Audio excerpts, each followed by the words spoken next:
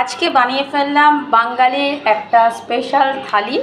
একদম নর্মাল গরমকালে একদম পাতলা টেলটেলে কাতলা মাছের ঝোল, ডাঁটা, সজনে ডাঁটা, টমেটো, কালো জিরে, সাদা জিরে ফোড়ন দিয়ে টমেটো দিয়ে একদম টেলটেলে পাতলা ঝোল করেছি। পটল ভাজা রয়েছে, স্যালাড, একটা গন্ধরাজ লেবু ছাড়া তো এখন খাওয়া জমেই না, তার সাথে রয়েছে কাঁচা লঙ্কা, নুন, আর এই হচ্ছে ভাত।